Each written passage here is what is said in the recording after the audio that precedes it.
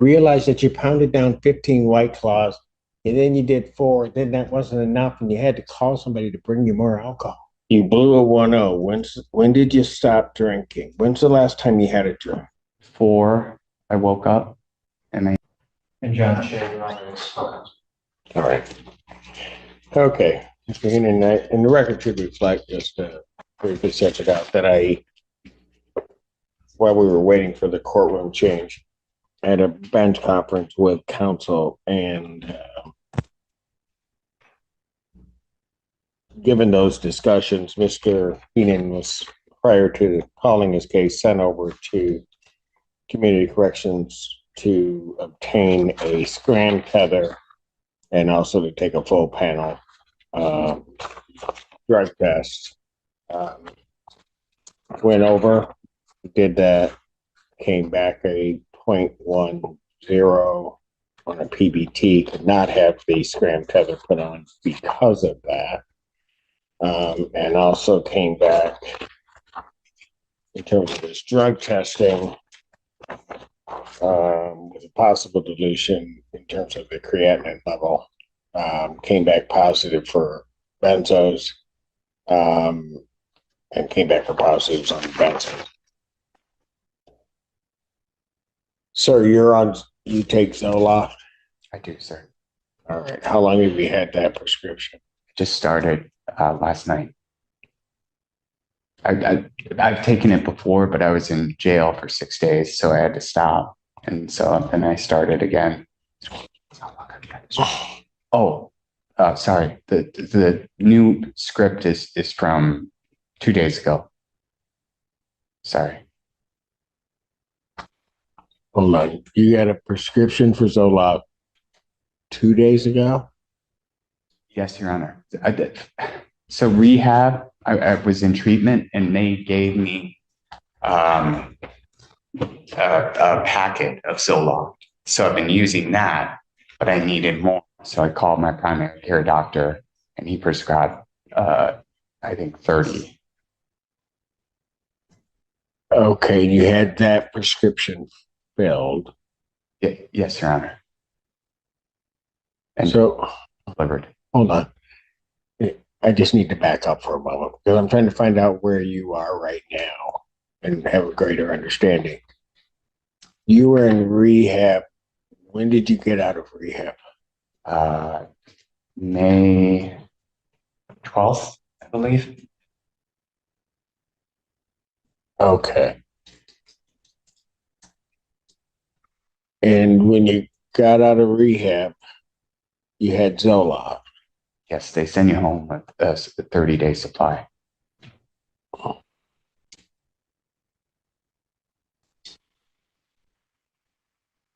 And so at some point, then you ran out.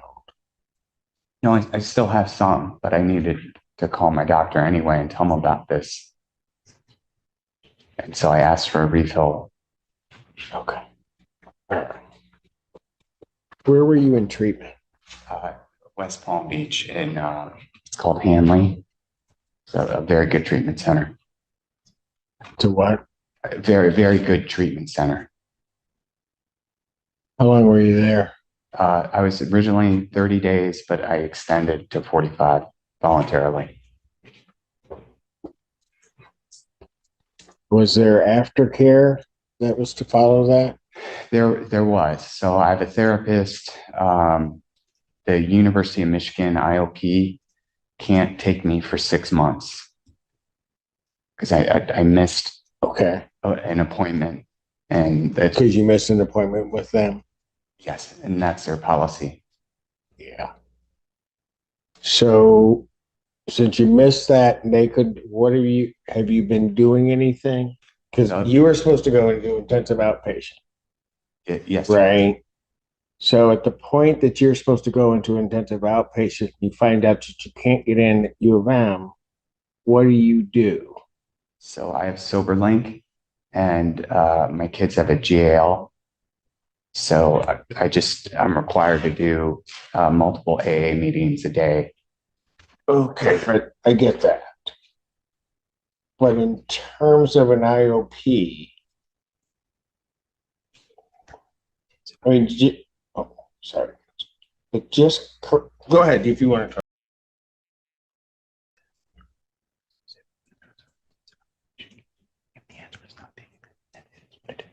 Oh, I've reached out to Brighton. They have an IOP program. It's on Zoom now. And I You think get enrolled. I can. Well, no. Here's what I'm trying to figure out. All right. And so I'm asking you these questions for a reason. I'm not asking you to try to trick you into anything. I'm just trying to figure out, like I said, where you are. Sure. So you get out of treatment. Part of the aftercare on the treatment program that you're in is that you were supposed to get yourself into an IOP, right? Your Honor, that was part of the condition. Also, the sober link and one AA meeting a day. Hold on. On whose condition? Oh, the treatment center's recommendation. Okay. You got me a little bit lost here. You go into the treatment center in Florida. You come out. They're basically, upon discharging you or releasing you from that, they're putting into place or give you a plan, an aftercare plan, right? Yep. Part of that aftercare plan was you were to get yourself into intensive outpatient treatment, Yes, sir. right? Their recommendation was something here local at University of Michigan, right? Yes, sir. You were supposed to call them, but missed that somehow and or another. And then, as per their policy, you can't get in for a while. 6 months. Right. After all that happens, what do you do instead of, I want to put it that way. What do you then do? Nothing? You didn't get yourself into any type of treatment program. Is that right? I found a therapist, and no, I did not find an IOP. Okay. Let me just ask you, and I won't hold you to it only because I know you've been drinking, but why didn't you do that? Honest answer. Sometimes I feel like AA is more effective because I've done an IOP program before and it's on Zoom. And sometimes I feel like AA and SoberLink is more helpful, especially in person AA. Okay. Not yelling at you, but I'm just going to tell you, if you could figure it out yourself, you wouldn't be in the position that you're in right now, right? Yes, Your Honor. If it went just on your feelings of what you thought was best, we wouldn't be here dealing with this part of this, would we? Yes, Your Honor. So that's why you have other people kind of guide you as to what you really need to do. I also have a feeling that the program that you laid out for yourself, while you think effective, is actually just easier than doing the IOP, because an IOP can be difficult.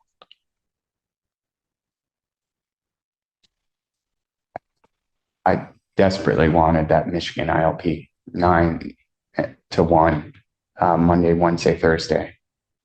And I just screwed it up. Right. Then you also then didn't put anything in place once you had messed up. Right. And in fact, if you're going to be honest about it, the stuff that you put in place was just easier stuff so that you could say you're doing something. That's fair, Your Honor. Yeah, I know. I've seen it for a while. And that's why you weren't going to go into the IOP. It was the easier path. Yeah. All right. Mr. Heenan, let me ask you this. You blew a 1-0. When did you stop drinking? When's the last time you had a drink? So about 4, I woke up and my hands were shaking. So I drank some high noon. And then at How much high noon did you have? just enough till my hand stopped shaking. Okay, what's that? Tell me what that means. Like for me, it's like 4 to 6. And then at 7 this morning, when the liquor stores open, I had a DoorDash delivery of more high noon. And I drank again until my hand stopped shaking. And how much did you have that time? Your Honor, honestly, I just kept drinking until my hand stopped shaking. It was a 4-pack. Okay, it was a 4-pack. High noon comes in 4-pack. Right. And so did you drink them all? Oh yeah, Okay. And how long did that take you? I chugged. Okay. So that DoorDash delivery at 7, that was the last you had? Yes, and my hands were shaking, so I've got a bunch of empties, and I this is how desperate I was. I would pick up all the empties on my table and see if there were sips. There was one that was like that full, and I chugged that as well. It wasn't. What? Hold on. Sorry. What time did you do that? It was between 7 and 8 because I knew I had this coming. Okay. I didn't want to come in under the influence. So at 8 o'clock, from 8 o'clock till I don't know what time we first called your case. Well, when you went over to community corrections, so that was around 3 o'clock, maybe somewhere around there. Between 8 and 3, did you have anything to drink? No, Your Honor. It was 2:30 at community corrections. Okay, at 2:30. But so from when you chugged that half to 2:30, you didn't have anything to drink. No, Your Honor. Last night I drank quite a bit though. I lost my boys in a dispute, and I've been on a bender. Okay. So, Mr. Heenan, I'm just trying to, like I said, I'm trying to figure out where you are. I'm trying to, when you say you've been on a bender, what were you drinking the night before and how much? White Claw. I drank, gosh, probably 15. Okay. And that would have been last night sometime. When you say that you stopped about 4, you said, or something like that? I woke up at 4. You woke up at 4. So yesterday you were drinking White Claw. You had about 15 Yes, Your Honor. for over just that day, that evening? All day, yeah. Okay. And at some point, you stopped drinking. Either you passed out or you just stopped. Yeah, no, I You felt probably passed out. passed out, Your Honor. Yeah. And then you woke up at 4. Yep. And then you needed something else. Yeah, my hands were Right. I get why. But you needed something else, and that's when you got the other stuff. Or you already had that. I already had it. Okay. I White Claw and High Noon. I usually when I'm sober, I'm a fit person. I run marathons and stuff. So High Noon and White Claw are the lowest calorie drinks. Okay. And so then you switched to the High Noon and you did that, right? Chugged them. You're Heenan? Do you think you're in trouble? I mean, just not with the court. I'm not talking about with the court, but just with you and your sobriety. I do. I have 16 years of sobriety. So I know I can do it. I'm just having a hard time right now with this divorce and losing the kids. And just life is hard right now. No, I had to resign my job I loved. And it's just been rough. Okay, so right now you're also not working. I had to resign to go to treatment. All right. So here's what I'm just going to let you know that you're going to be staying at the Washington County Jail, temporarily revoke your bond. Okay. Now, I'm not doing that necessarily as a punishment, but I have no way to release you and keep the community nor you safe. Okay. And I'll just ask you this.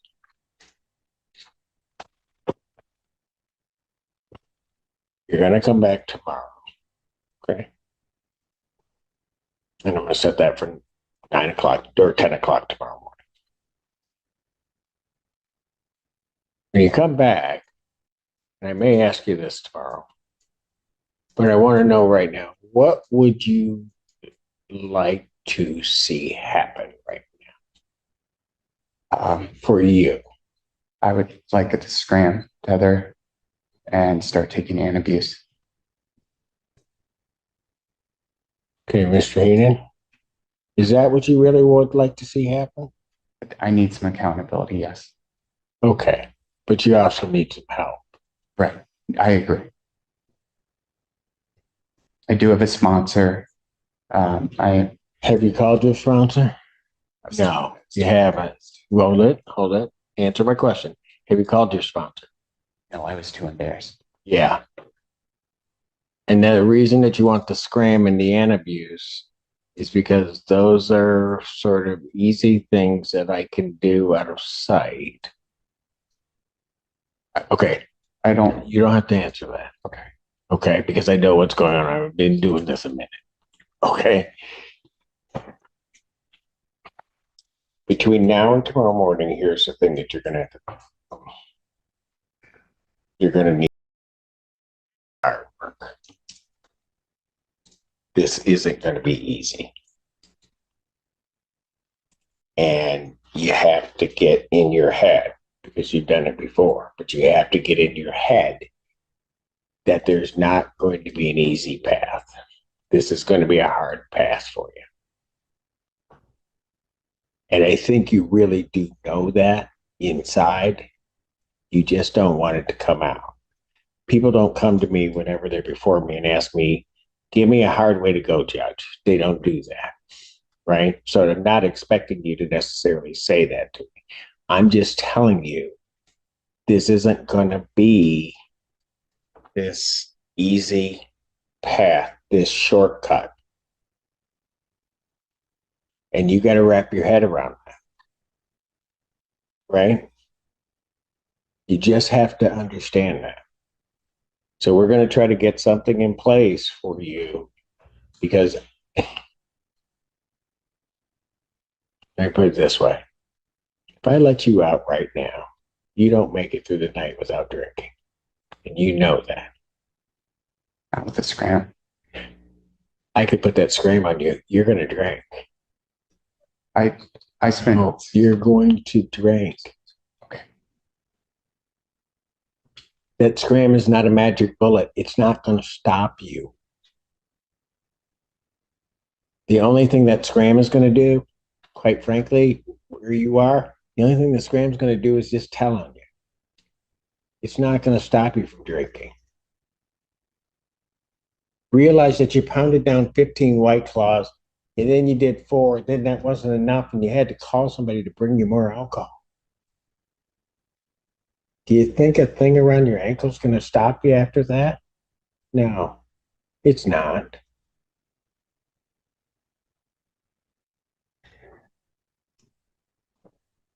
Jail was really hard for me. I know.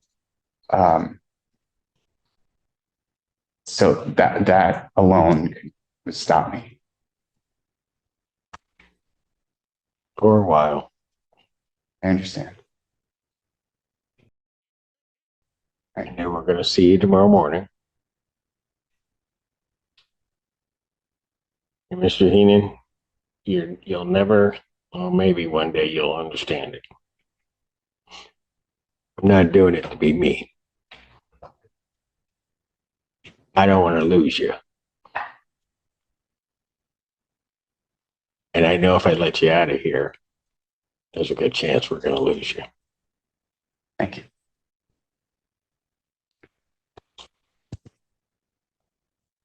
Probable cause conference will be adjourning. I'll just also call it a bond hearing. It's tomorrow the 3rd, July 3rd, 2024 at. In one of the most gripping and emotionally charged hearings this court has seen, the judge faced a defendant whose relapse had reached a dangerous breaking point. Exposing the raw reality of addiction spiraling out of control, Mr. Hunnan arrived in court after blowing a 0.10 on APBT, unable even to have ASCRAM tether placed because of active alcohol in his system, and his drug screen showed dilution concerns and benzodiazepine use connected to a newly renewed Zoloft prescription. As the judge questioned him, the full scope of his relapse emerged, a night of consuming 15 White Claws, passing out, then waking at 4 a.m. trembling from withdrawal and immediately drinking high noon cans until the shaking stopped, even chugging leftover alcohol from near-empty cans in desperation. He admitted that by 7 a.m. he had door-dashed more alcohol, finishing an entire 4-pack before attempting to walk into court sober. The judge, seeing the truth behind the timeline, dug deeper into his recent life, 16 years of sobriety, shattered by emotional collapse after losing custody of his children, resigning from a job he loved, and failing to follow the aftercare plan required after completing 45 days of rehab. Instead of joining the ordered intensive outpatient program, he missed the intake appointment, was barred for 6 months, and never replaced it with any structured treatment, relying only on AA meetings and easier, self-chosen steps that lacked accountability. The judge made it clear these weren't bad intentions, but avoidance of the hard work required for real recovery, explaining that if he could fix it alone, he wouldn't be sitting in court after an all-night binge. When he suggested SCRAM or anti-abuse as solutions, the judge shut down the idea immediately, saying no device or pill could stop someone who drank through tremors and withdrawal. A tether would only tell on him, not save him. She then confronted him with a truth few judges ever say aloud. If I let you out of here right now, you won't make it through the night without drinking, and I don't want to lose you. In that moment, the case stopped being legal and became deeply human. The judge revoked his bond and ordered him held overnight, not as punishment but as protection, ensuring he would live long enough to face court the next morning and begin the hard path he had been avoiding. She told him plainly that this road would not be easy, real recovery never is, and that between now and tomorrow, he must recognize that there are no shortcuts left. As he wiped tears and admitted he was too embarrassed even to call his sponsor, the judge emphasized that embarrassment cannot outweigh survival. Tomorrow's hearing will decide his future, whether he finally embraces treatment, accepts accountability, and commits to the painful but necessary steps to reclaim his life. This wasn't just courtroom drama. It was a life-and-death intervention where the law stepped aside for humanity. If you found this breakdown as powerful and eye-opening as we did, make sure to hit like, share your thoughts in the comments, and for more information, like and subscribe my channel. The defendant then followed the victim as he started to walk away, and at that point he strangles him for several seconds with the sleeve of his sweatshirt. It was only when 2 teachers walked up and intervened that this concluded. The whole thing is on victim, or is. Your Honor, today is the date and time set for a PCC in this matter. We would be asking for an adjournment of the PCC to complete discovery in this matter. I have gotten some initial discovery, but I believe there is more coming after speaking with Madam Prosecutor. Is this the only thing holding him? I'm sorry, Your Honor. It's the only thing holding him? Yes, it is. Yes, it is, Your Honor. And we would like to address the matter of bond when the court is ready. Cause conference, July 11th. July 11th. Or 9 a.m. Or as your invite indicates. Thank you, Your Honor. May I address the matter of bond, Judge? You may. Your Honor, Mr. Smith has no prior convictions other than possibly a driving while license suspension case. I did run his iChat and it was completely clean. He's been incarcerated for 9 days since June 18th. He has retained counsel and is serious about facing the matters in front of him. He's a 30-year-old man that lives in Ypsilanti and has an apartment he's prepared to go home to. He's a lifelong resident of the Metro Detroit area, growing up in Canton and graduating from Plymouth High School in 2013. He has extremely strong family support in this matter. His mom, dad, and sister all live in Canton, and his extended family out of the state has been calling to check in on Mr. Smith and help in any way they can. His mom is a assistant deputy director of field operations for the Michigan Department of Correction, essentially in charge of supervising parole and probation, or parolees and probationers. His dad is a retired worker from DTE Energy. His parents have borrowed from their retirement in order to retain counsel on his behalf.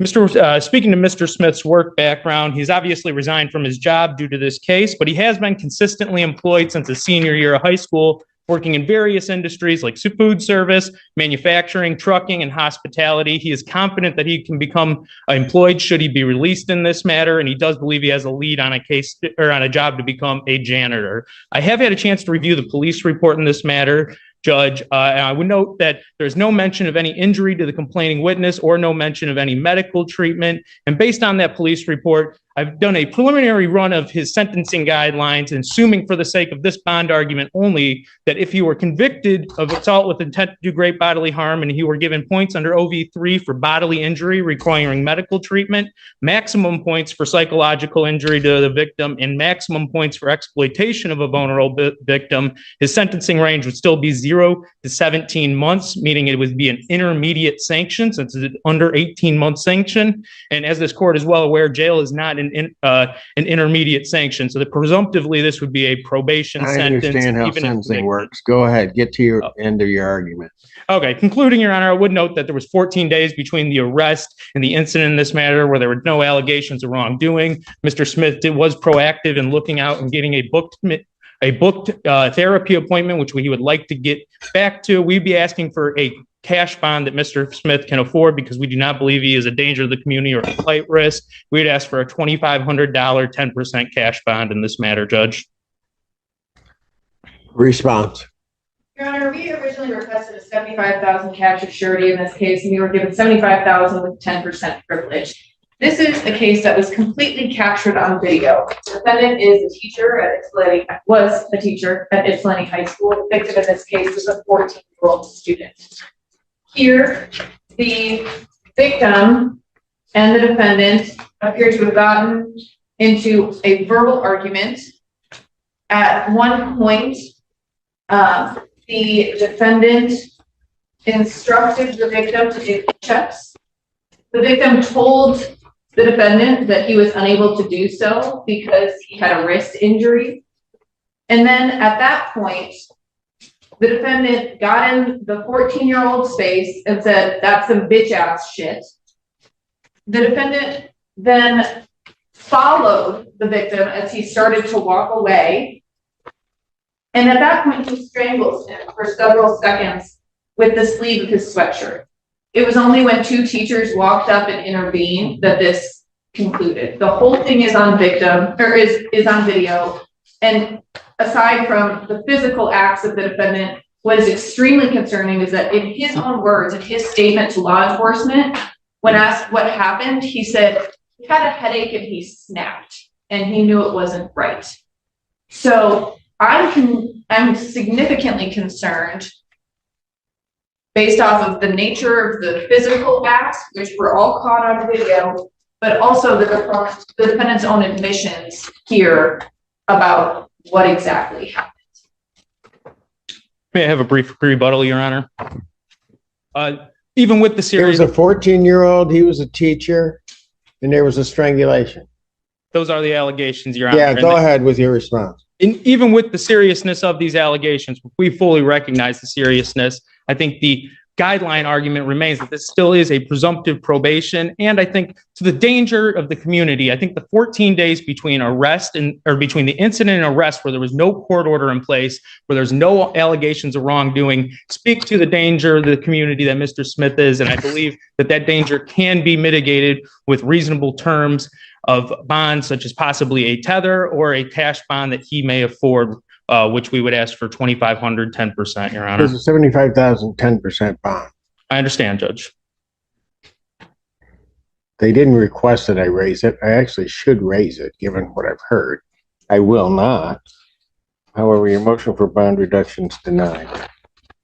Your Honor, would you consider release if he was to live at his mother's house rather than by himself in Ypsilanti as a condition of bond? Did I thought I ordered something. I was just asking if it would sway your decision at all, Your Honor. No, when I'm done, I'm done. Fair enough, Judge. Thank you. Thank you, Your Honor. Violation of bond that we received. We would just ask that the sentencing be pushed out so my client can get back into compliance. As I said, I'm going to be walking her over to community corrections as soon as we're done here. And she is interested in resolving this case, Your Honor. She wants to enter a plea of 7411. I have the waiver here, the waiver of her exam. So she wants to waive up and plead. Yes, that's correct, Your Honor. Well, how do I know that she's going to get in compliance with this? Because she wasn't telling me the truth when she came in. Your Honor, my client was, to say it in the simplest way, she was terrified, Your Honor. She understands that, there's no excuse for her behavior. Like I said, she's admitting to the violation at this time. I do apologize. Well, what is she admitting to? Because she, first of all, blamed the jail. Then she blamed other people for not getting there. So what's the true, Your Honor, she's willing to take responsibility that it was on her to figure out what she needed to do. And she shouldn't have waited for somebody to send her paperwork. She should have gone over to the courthouse, gotten the paperwork herself, gotten everything she needed, went to community corrections. She does want to rectify the situation, Your Honor. We do want to fix this. If the court deems additional testing, my client is open to that as well. So we leave it to the discretion of the court, Your Honor. what do you do during the day? I clean houses, Your Honor. I actually own a cleaning company, so. Yes, sir. I know. You're gonna grown but one. order, but Helps, but a new order. But we're gonna not do it quite that way. With the urine ET, it's intermediate drug testing urine and ETG 2 times per week. Ma'am, you're gonna waive your right to a preliminary examination? Yes, sir. And you understand that a preliminary examination is a proceeding where the people have to show by probable cause that the offense alleged was committed and that you committed it. You understand that you'll not have that hearing and you'll proceed to circuit court for further resolution. Yes, Your Honor. People also waive their right. Yes, Your Honor. Preliminary examination having been waived, defendant is bound over to circuit court on a single charge. Yes, Your Honor. Thank you. We waive formal readings and stand mute to the charges at this time. Defendant having waived formal reading, stand. Court will enter not guilty plea. Pretrial will be set for It's August 12th at 1:30 before Slade, Monday. August 12th. But what is the other day? The other day would be July 8th at 1:30. August 12th. Yes. Pretrial will be August 12th, 2024, 1:30. Judge Slay, Monday. Monday. You admitted to the violation of bond, and her bond will be continued as previously said. I'm going to enter a new order that she'll have to comply with. Anything you want to say before I sentence you on the violation? No, just I apologize, Your Honor, for not being honest. I don't even know why you did that. I don't either. I'm old enough to know better, honestly. So, I mean, I really don't. I don't understand why you came in here. You're lying to me, you're lying to your attorney, you're lying to everybody. I mean, I'm lying to myself. So I understand, Your Honor, and I, Well, I always tell people, I'll deal with the truth and we can deal with each other when it's that way. But if you lie to me, yeah, that's Difficult. That's going to be the bigger problem. I understand. So the sentence on the violation, defendants to serve 5 days, Washington County Jail. In a tense and highly consequential courtroom hearing, two separate cases unfolded, each exposing the critical importance of truth, self-control, and judicial trust. The first involved Mr. Smith, a 30-year-old teacher charged with assaulting a 14-year-old student, an incident fully captured on video and described in detail by the prosecution. According to the footage, a classroom disagreement escalated when the student said he couldn't perform physical exercises due to a wrist injury.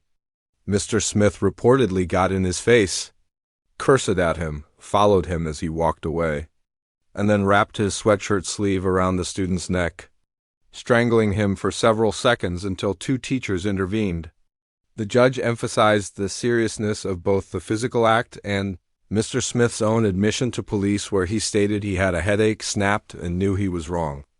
Despite the defense presenting a clean record, strong family support, stable work history, and guideline calculations showing a presumptive probation range of 0 to 17 months, the judge refused to reduce the existing $75,000 10% bond, concluding the severity and the defendant's own words outweighed all mitigation.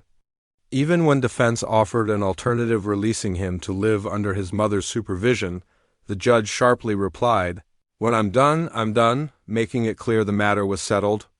Immediately after, the courtroom shifted to a second defendant who had violated her bond conditions and initially blamed the jail, paperwork issues, and others before finally admitting she had simply failed to do what was required. The judge, visibly frustrated, explained that lying is always the bigger problem and destroys the court's trust. She reminded the defendant that the system can deal with mistakes but not dishonesty. Ultimately, the woman waived her preliminary exam, was bound over to circuit court, and received 5 days in jail for her violation, along with new strict testing orders including weekly ETG and urine screens. Both cases, one involving a teacher's moment of uncontrolled aggression, the other involving a defendant's lack of accountability, highlight how quickly lives can change in court when truth, responsibility, and judgment collide.